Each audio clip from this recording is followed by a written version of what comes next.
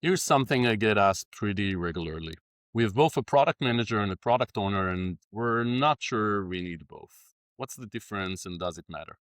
It's a fair question, and the honest answer is it depends, but probably not in the way that you'd expect. A lot of organizations end up with two people, two titles, one product, and more confusion than they had before they introduced either role. And it's not because the people are wrong, but because the setup creates ambiguity around who actually owns the decisions. I'm Yuval. Welcome to another episode of Scaling with Agility. So let's think through when one role is enough, when splitting makes sense, and what goes wrong when you split it without being clear what you're actually splitting. Here's the pattern that I see most often. A company has a product manager. They own the roadmap, they talk to customers, they think about the market. That's working reasonably well. Then Scrum or Agile gets introduced, and with it comes this role called the product owner. And it starts to sound like it might need to be a different person. Someone closer to the team or focused on the day-to-day, writing stories, grooming the backlog, answering the team's question. The product manager doesn't feel comfortable doing all of these things. They want to stay focused on outbound. So the company splits the role. The product manager goes outbound. The company finds somebody, typically from the engineering organization, or just hires for the role that goes inbound. Two people, two titles, but with one product. And then the question starts to emerge. Who actually decides what the team should work on next?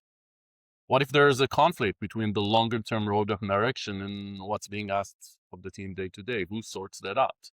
When a stakeholder wants something added, who do they call? Often the answer is whoever they can reach, whoever they feel comfortable talking to. And what that typically means is that engineering and conversations between different product teams often go to the product owner.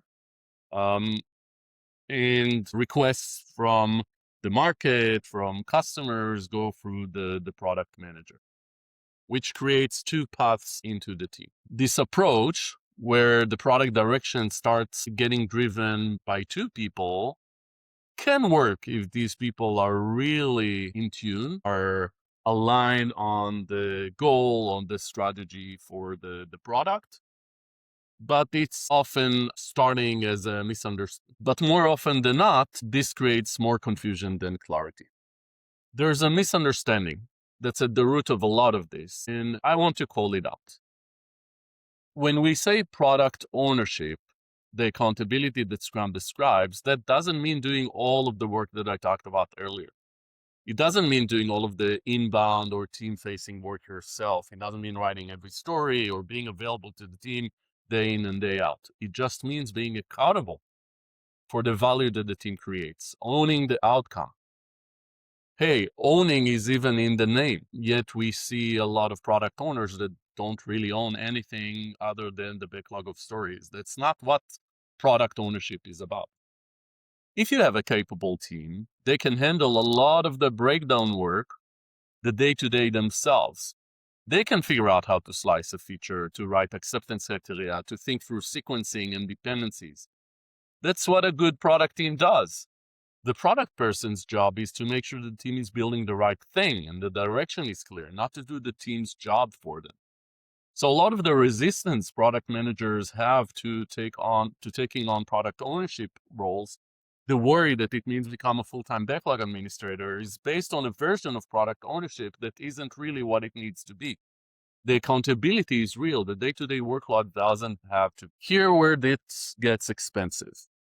When you split the role and give somebody the product owner title, but not the real decision-making authority, where they're essentially relaying direction, playing a broken phone game from the product manager to the team, sometimes there's even the inability to talk to customers. The product owner is not allowed to talk to customers. You've created a proxy, someone who manages a queue rather than owns a product.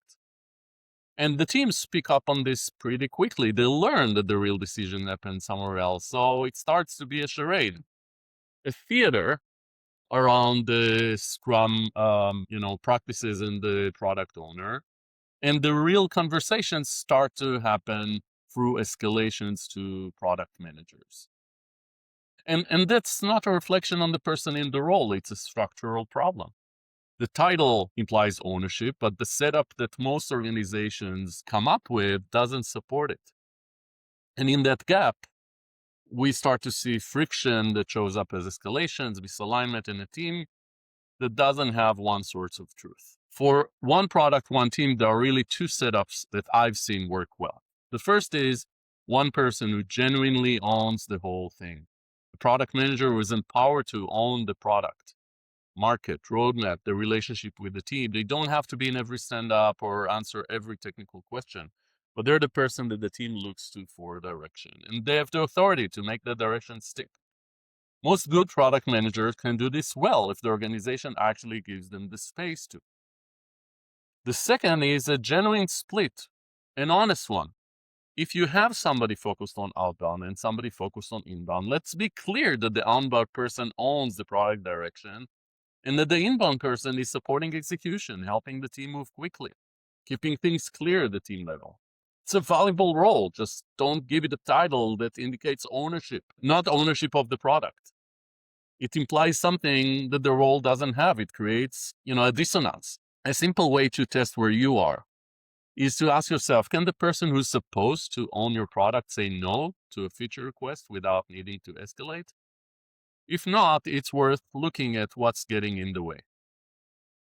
One product, one team is in some ways the simplest version of this question, and it usually is manageable. Once you're honest about where the accountability actually lives and where the structure is set up to support. In the next episode, we'll talk about a scenario where we have multiple teams, but let's first fix the one team structure.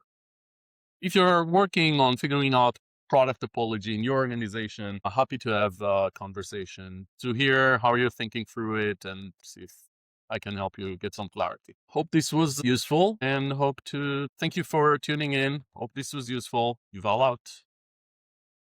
I'm Yuval. Thank you for tuning to Scaling with Agility. Hope to see you here again soon.